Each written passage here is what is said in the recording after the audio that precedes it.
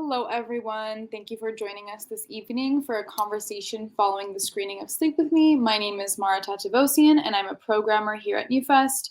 We're so excited to share Sleep With Me with our audiences, and even more excited to speak with the director and creator of this brilliant series. Without further ado, I would like to welcome Samantha Lee. Hi everyone. Hi Mara. Thanks for having me. Hi from Manila. Yes, thank you so much for joining us all the way from Manila. I'm gonna get right to the questions. I kind of want to start. I wanted to start off with what inspired this series because I read that it initially was your take on analyzing crypt theory. So I would love to hear about the genesis of the story and how it grew into the series we just watched.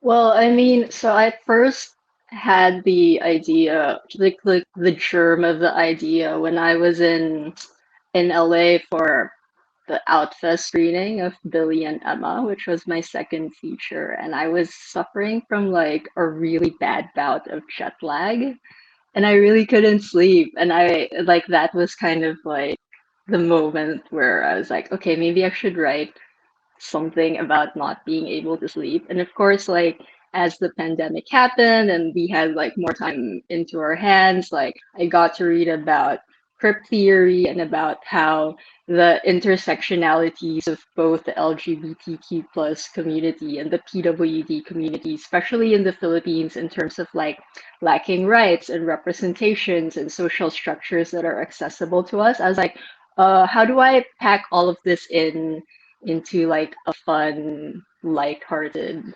rom-com? So it was kind of how this happened. That's exactly what my next question was. So it's a perfect segue because one of my favorite things about this series and what struck me the most was its ability to address such serious topics in a light, charming, comedic way. And so that unique amalgam of all these elements makes the story very effective for its audience members. And I'm curious what made you take the romantic comedy route and if you faced any challenges in that process. I think, I that's always been my onus as a director. Like my first feature, Maybe Tomorrow, was a rom-com. My second feature, Billy and Emma, was a rom-com about women's bodily autonomy and abortion. And of course, this third feature is a rom-com about queerness and disability. And I just think, growing up, I really loved like watching romantic comedies. Like I can recite the most obscure lines from Notting Hill off the top of my head. Like that's how much I love the genre. And I think, it's like growing up in the era that I had, like whenever I saw gay people on screen, it was like always dark, it was always violent, someone was always getting killed and beaten up. And I was like, that's I just want to make things that make younger versions of myself want to come out. And so the way that I navigate through that is by always making sure that it's like fun and lighthearted and like has the most romantic like kissing scenes. Like it's like everything that I wish I had growing up. Yes, that's that's absolutely one of the highlights of the series because you're kind of introducing a queer utopia to me because while it's dealing with a lot of pressing issues, homophobia is like not at the forefront. And I love the relationship between Harry and Luna, but I also love all of the supporting relationships like Wendy, even the like small scene with the bartender, Harry's pushy sidekick sort of. I'm sure there, you just said there is intention behind this choice, and while some of that, is informed by what you witnessed as a child and like your own relationship to media, I'm curious if you can elaborate on that specific decision to kind of eliminate overt homophobia from your storytelling. Yeah, and like everyone's gay, right? No, because I just wanted to I just wanted to make something where, you know how like straight people just have rom-coms and they don't have to navigate their sexuality. I just wanted to make something where being gay wasn't like the main thing, where everyone could just like fall in love with whoever they wanted to. You're right, it is like utopia, but sometimes I see, cinema and media as it's either like something that is a mirror to society, or it's something that's like wish fulfillment. And for me, Sleep With Me is wish fulfillment in both like LGBTQ plus representation, and I hope in disability representation as well. Right.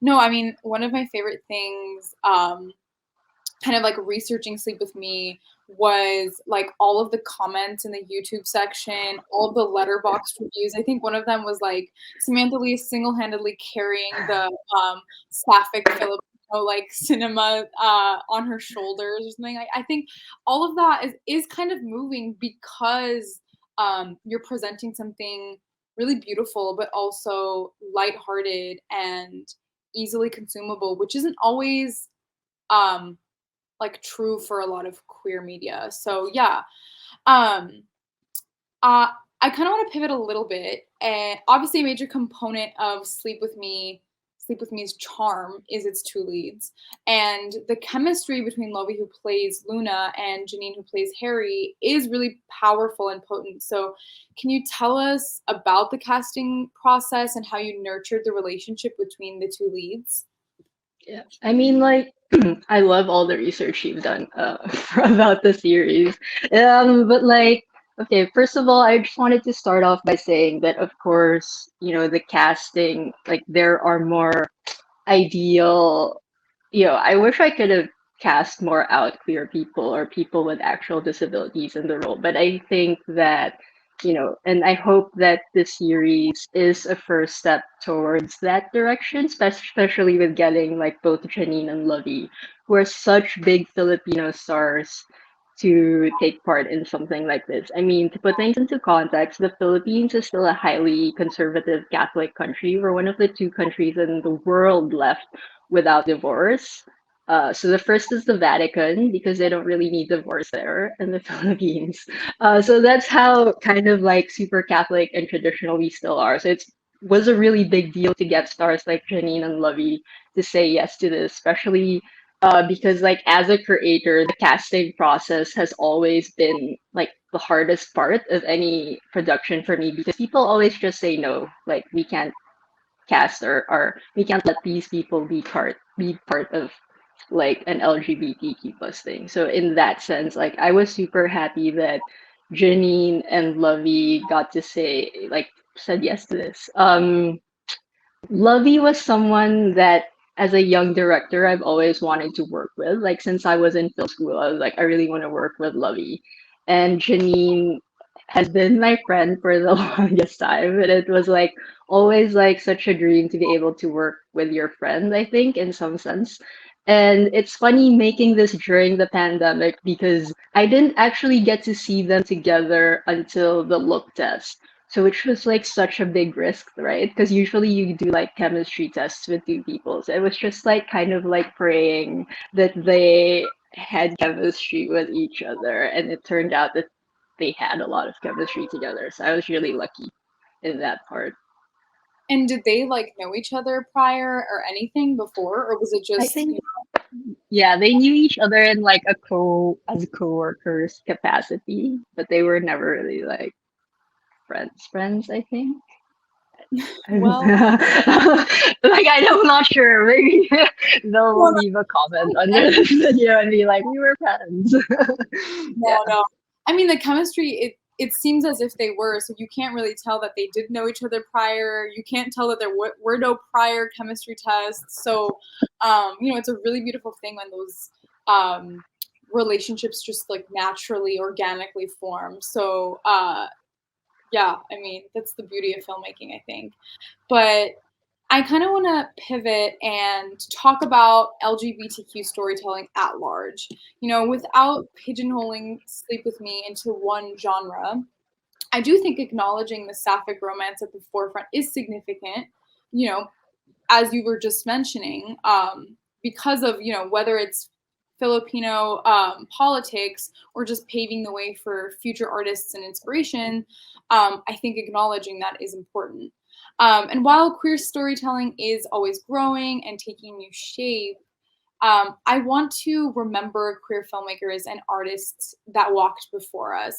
So I know you said that some of your relationship with queer media was always based in violence and not necessarily joy. But I'm curious if you can recall any queer media from the past that did inspire you as an artist.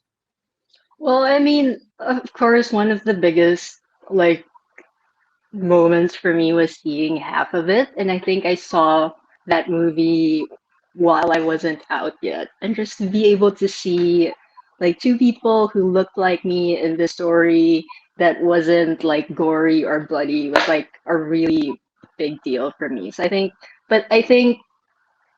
like that was the only thing I had. And actually, that was one of the reasons why, because I never wanted to be a filmmaker. I didn't think I was going to make films. But, because of the lack of representation, I wanted to be able to, I wanted future generations to be able to see themselves on screen, which is why I started making films. And I quit my corporate job. And I now live a life of uncertainty and doubt every day. But that's the payoff, right? It is when you're preaching to the choir. Um, I mean, what can I ask? What did you think you were gonna be if not a filmmaker? I had a very comfortable job doing change management in an education company. So it was like a 9 to 5, very serious, and yeah.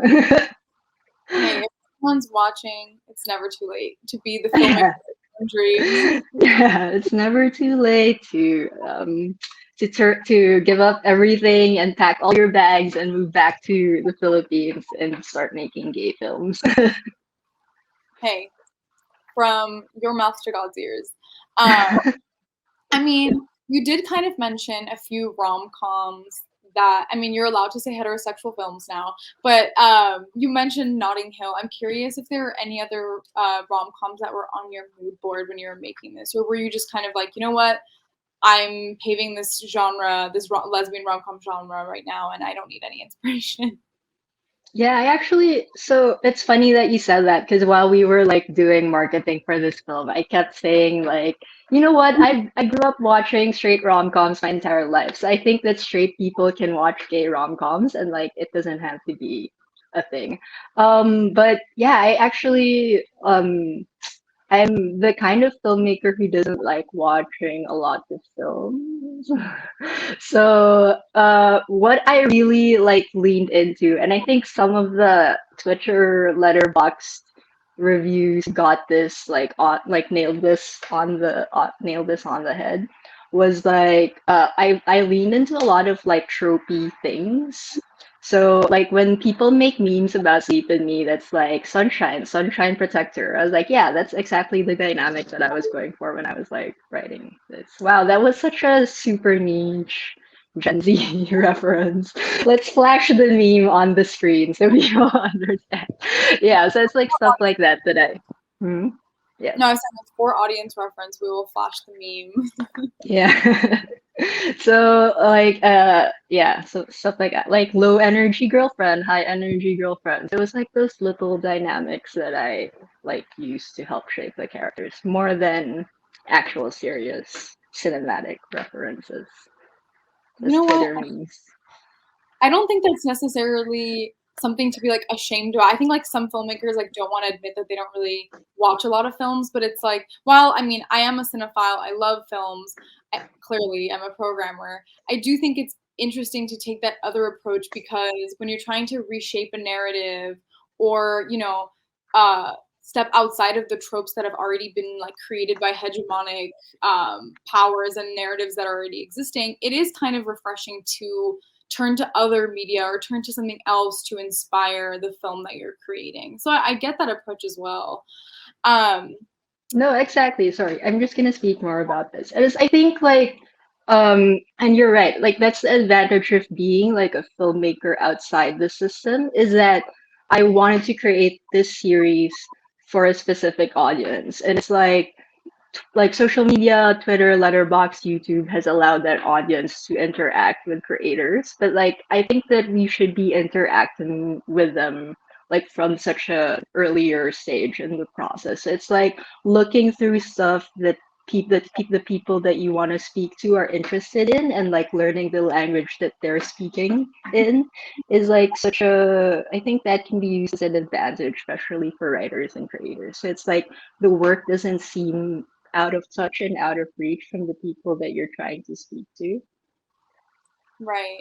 And do you think you were able to develop that voice as an audience member first, and that's probably why it was easier for you to, translate that into writing?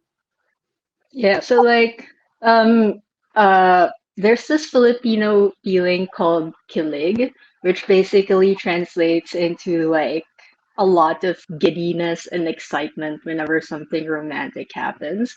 And I always like use that as a barometer for like whether a scene is like working or not. So I get really like that's why I'm so sad I can't be in New York, because I love it when like people scream out of giddiness from like romantic stuff that's happening on screen because there's a lot in Sleep With Me.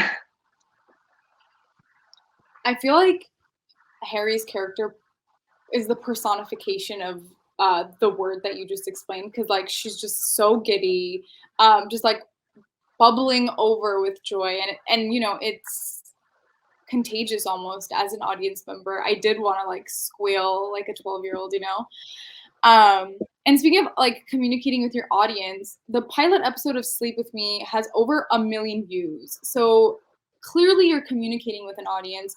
Clearly the audience is there, which, by the way, congratulations. That is something to be proud of. But I'm curious what you hope a global audience will take from this series. Um,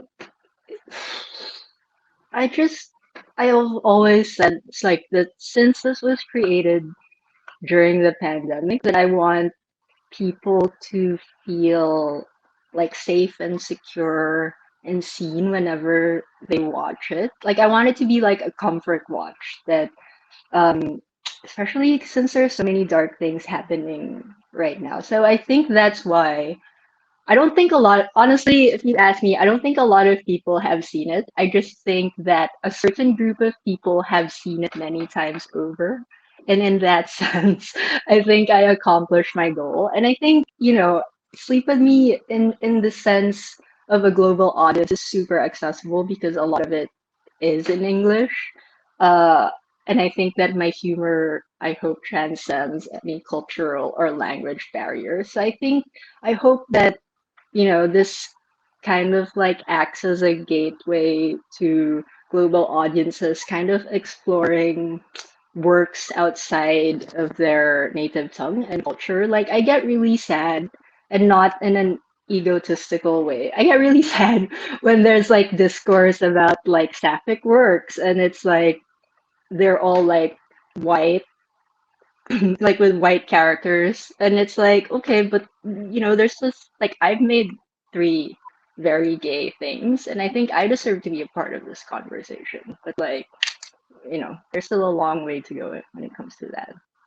Absolutely. I mean, queer discourse conveniently loves to omit like a large chunk of the queer community, and then like discuss within it, like amongst themselves all of the issues at hand. And it's like, well, if you look outside of these, I mean, whiteness is still dominating like a queer narrative. Just because you're, in the LGBT community, that doesn't mean like white uh, narratives aren't still unfortunately dominating that. I mean, I totally understand. I'm Iranian Armenian. It's like how few of our films are there that are queer, but they're there. It's just unfortunately they're still not at the forefront of the conversation, which is why I do think it's important to keep talking about. Like, I like to bring the sapphic discourse of my dreams into the sapphic discourse that exists like in the ether, just to have like equality in the discourse. It's like if we're gonna talk about like what we're missing, let's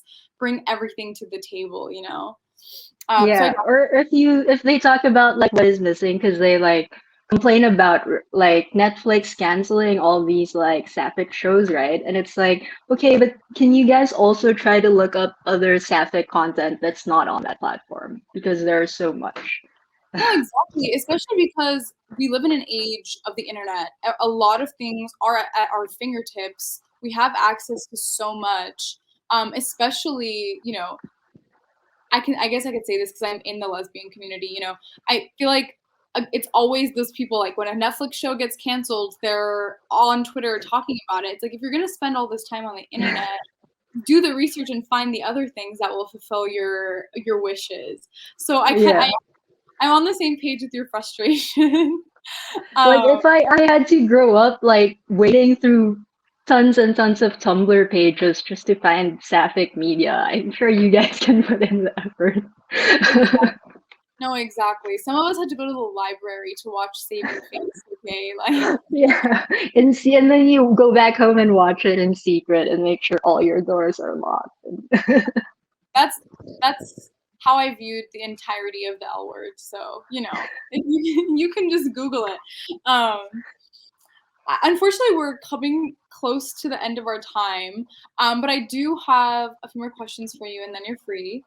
Um, I always like to end my Q&As on a light note, even though we've kind of already been on a light note. But I wonder if you can tell me about a fun moment that happened during the filming of Sleep With Me. I know you wrote it during the pandemic, but I want to hear like a funny anecdote.